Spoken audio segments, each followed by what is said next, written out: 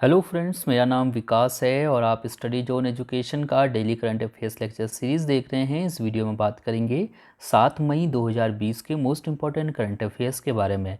तो ध्यान से देखिएगा इस पूरे वीडियो को। इस वीडियो के लास्ट में मैं आपसे एक क्वेश्चन पूछूंगा, उस क्वेश्चन का आंसर आपको कमेंट करके बताना होगा। तो चलिए शुरुआत करते हैं 7 मई 2020 का करंट अफेयर्स अपने पहले क्वेश्चन के साथ। हमारा पहला क्वेश्चन है कि मई 2020 में निम्नलिखित में से कौन मैक्स बुपा हेल्थ इंश्योरेंस के नए एमडी और सीईओ नियुक्त हुए हैं। इसका जो सही आंसर है वो है ऑप्शन ई वाला, यानी कि कृष्णन रामचंद्रन अभी recently max Bupa health insurance के नए एमडी और सीईओ बने हैं। इंपॉर्टेंट क्वेश्चन है, याद रखिएगा इस चीज़ को। इससे पहले मैक्स बुपा हेल्थ इंश्योरेंस के जो एमडी और सीईओ थे उनका नाम था आशीष मल्होत्रा। तो आशीष मल्होत्रा की जगह पर नियुक्त किए गए हैं Krishnan Ramachandran. Max Bupa health insurance की स्थापना 2008 में हुई थी और इसका मुख्यालय नई दिल्ली में स्थित है।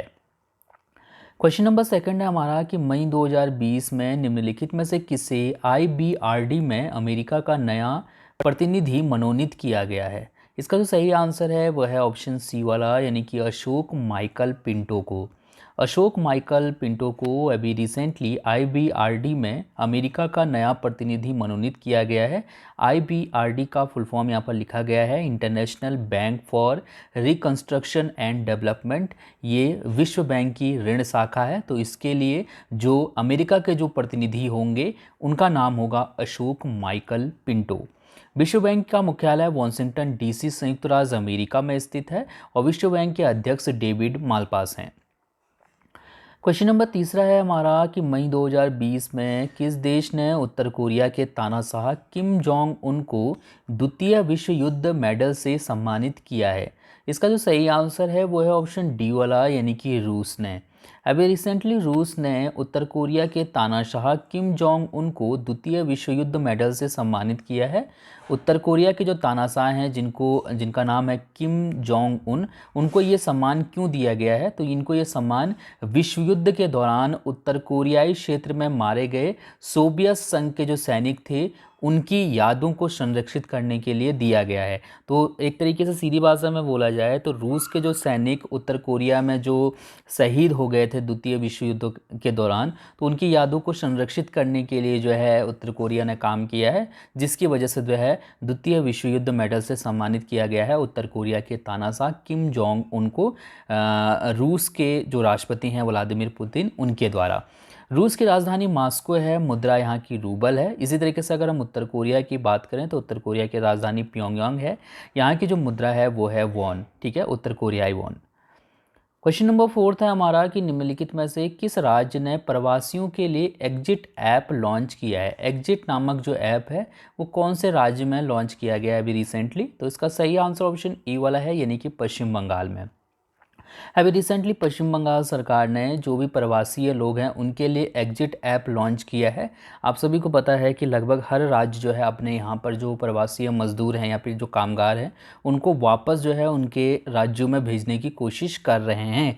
तो ये एग्जिट ऐप जो है इसी तरीके का ऐप है। इसमें जो भी बाहर वाले यानी कि जो अन्य राज्यों के जो लोग पश्चिम बंगाल में रहते हैं उनको मौका दिया जाएगा, वो इस ऐप के द्वारा रजिस्ट्रेशन कर सकते हैं और बता सकते हैं कि वो कौन से राज्य जाना चाहते हैं। तो सरकार इसके हिसाब से जो है पूरा डेटा निकालेगी और उसके आधार पे जो है लोगों को भेजने का प्रबंध किया जाएगा। जो लोग मतलब पश्चिम बंगाल से बाहर जाना चाहते हैं, अपने जो गृह जनपद हैं या गृह राज्य हैं वहाँ जाना चाहते हैं, उनको जो है ये मतलब इसके द्वारा इस ऐप की मदद से जो है उनको अपनी जगह पर मतलब भेजा जाएगा। ठीक है, उनका डेटा कलेक्ट करके। पश्चिम बंगाल की राजधानी कोलकाता है, मुख्यमंत्री हैं यहाँ की ममता बनर्जी और राज्यपाल जगदीप धनखड़ हैं। क्वेश्चन नंबर 5वां है हमारा कि हाल ही में 2020 में होने वाले बैडमिंटन वर्ल्ड चैंपियनशिप को अगले साल तक के लिए स्थगित किया गया है। हमको बताना है कि अब जो बैडमिंटन वर्ल्ड चैंपियनशिप 2021 है उसका आयोजन कहाँ किया जाएगा। जहाँ 2020 में हो रहा था वहीं पर 2021 में भी किया जाएगा, लेकिन किया कहाँ पर जाएगा? स्पेन में, यानी कि ऑप्शन बी वाला जो है यहाँ पर सही है। आप सभी को पता है कि जिस तरीके से कोरोना वायरस महामारी फैली है, तो इस साल जितने भी फंक्शन थे, चाहे हम खेल जगत से रिलेटेड हो या फिर कोई और जो मीटिंग्स वगैरह हो गई, लगभग हर जो है कैंसिल हो गई हैं। और जो मीटिंग वगैरह होती हैं गवर्नमेंट ऑफिशियल, वो लगभग सभी जो है ऑनलाइन वीडियो कॉन्फ्रेंसिंग के माध्यम से की जा रही हैं। तो इसी तरीके का बैडमिंटन वर्ल्ड चैम्पियनशिप का आयोजन जो है किया जाता है। तो 2020 में आयोजन होने वाला था इसका, लेकिन अब 2020 में नहीं बल्कि 2021 में किया जाएगा, 29 नवंबर से 5 दिसंबर तक। ठीक है, स्पेन के ह्यूएल्वा में जो है इसका आयोजन किया जा रहा है। ठीक है, यहाँ पर एक स्टेडियम है, कैरोलिना मारिन स्टेडियम, यहाँ पर इसका आयोजन होगा। बैडमिंटन वर्ल्ड फेडरेशन की स्थापना 5 जुलाई 1934 को हुई थी। इसका मुख्यालय कोलालमपुर मलेशिया में स्थित है। क्वेश्चन नंबर 6 है हमारा कि मई 2020 में निम्नलिखित में से किसे young career award in nano science and technology से सम्मानित किया गया है। अभी recently young career award in nano science and technology से किसे सम्मानित किया गया है, ये हमको बताना है। तो इसका सही आंसर ऑप्शन सी वाला है, यानी कि सौरभ लोढ़ा को नियुक्त किया गया है अभी recently young career award in nano science and technology से। ठीक है, तो ये चीज़ याद रखिएगा। कौन है सौरभ लोढ़ा? तो ये आईआईटी बॉम्बे के प्रोफेसर हैं और इनको ये जो पुरस्कार है ये बेसिकली विज्ञान और प्रौद्योगिकी विभाग के द्वारा दिया जाता है।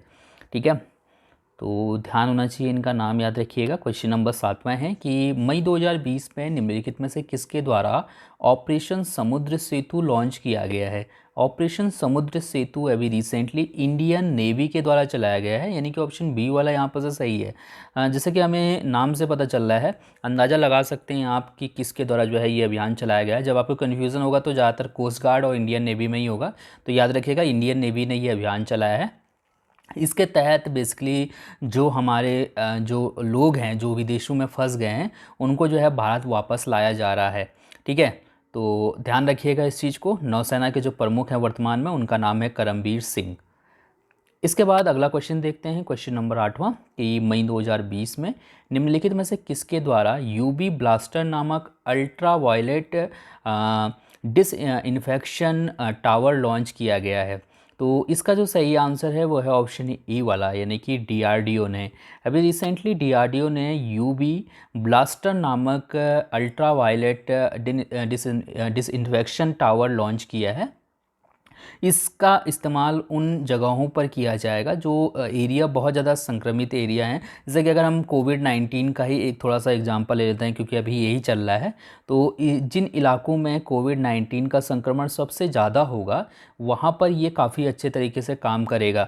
तो ये जो है अल्ट्रा वायलेट रेस के द्वारा जो कीटाणु हैं उनको समाप्त कर देगा। किसी तरह के रसायन का प्रयोग जो है इसमें नहीं किया जाएगा। तो डीआरडीओ का दिल्ली में जो प्रयोगशाला है, जिसका हम laser science and technology centre बोलते हैं, तो इसके द्वारा जो है इसको विकसित किया गया है। तो यहाँ पर दो चीज़ें आपको याद रखनी पड़ेगी।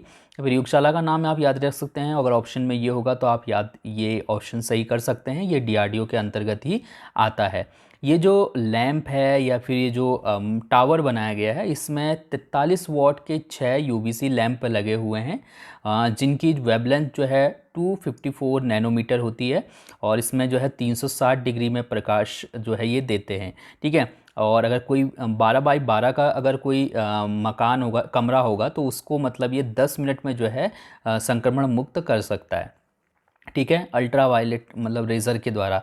तो इस चीज़ याद रखिएगा, ये जो है यूवी ब्लास्टर नामक अल्ट्रा वायलेट डिसइंफेक्शन टावर की हम यहाँ पर बात कर रहे हैं, जिसको डीआरडीओ की laser science and technology centre Delhi ने बनाया है। ठीक है, इसके बाद क्वेश्चन नंबर 9 है हमारा कि मई 2020 में दलित इज़ल मलाई का निधन हो गया। वे प्रसिद्ध थे, दलित इज़ल मलाई प्रसिद्ध राजनेता थे, यानी कि ऑप्शन सी वाला यहाँ पर से बिल्कुल सही है। 1998 से 1999 में जिस वक्त अटल बिहारी वाजपेयी जी की सरकार थी, उस वक्त केंद्रीय स्वास्थ्य परिवार कल्याण राज्य मंत्री रहे।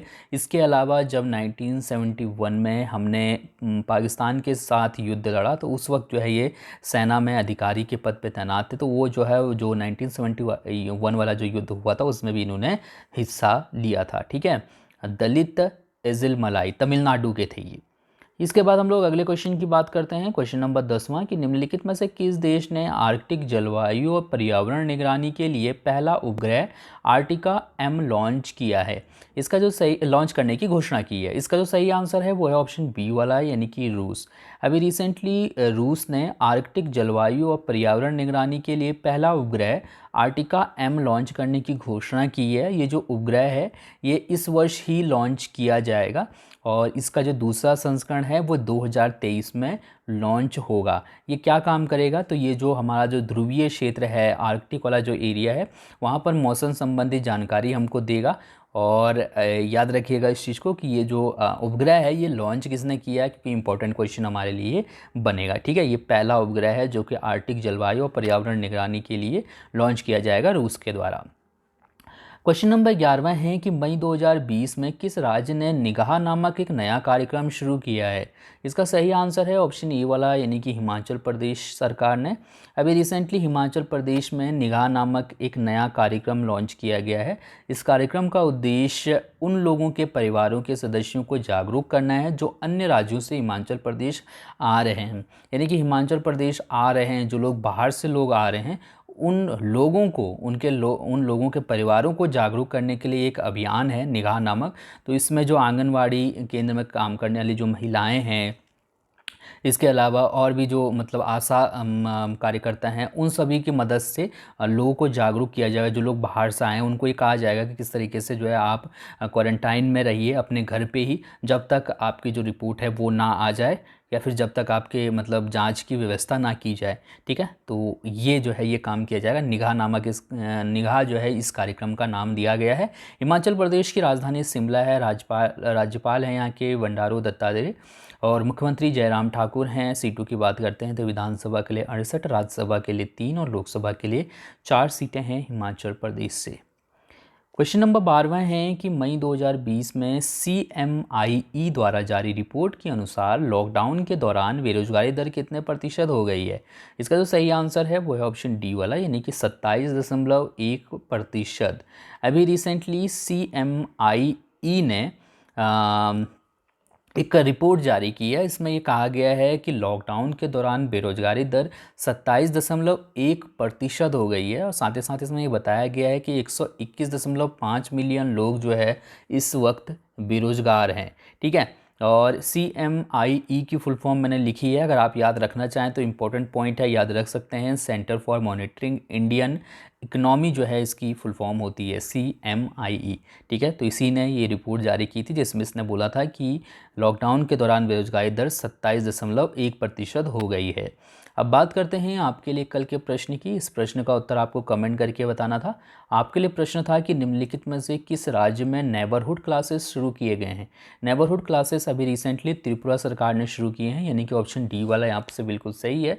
नेबरहुड क्लासेस एक तरीके से आप इसको सीधी भाषा में बोले तो कोचिंग क्लासेस की तरह इसको ले सकते हैं। तो इसमें क्या किया गया है कि शिक्षकों से कहा गया है कि आप मतलब अपने घर के आसपास के किन्हीं भी 5 बच्चों को जो है ट्यूशन की तरीके से या मतलब जैसे भी जो है आप पढ़ा सकते हैं। ठीक है, तो मतलब किसी भी बच्चे के घर पे जाके 5 बच्चों को कलेक्ट करके पढ़ा सकते हो या फिर अपने घर 5 बच्चों को बुला के पढ़ा सकते हो। तो ये नेबरहुड क्लासेस के बारे में ऑलरेडी आपको डिटेल में मैंने डिस्कस किया था आपके साथ, तो आपको काफ़ी लोगों ने इसका डिटेल आंसर भी लिखा था, ये एक अच्छी बात है।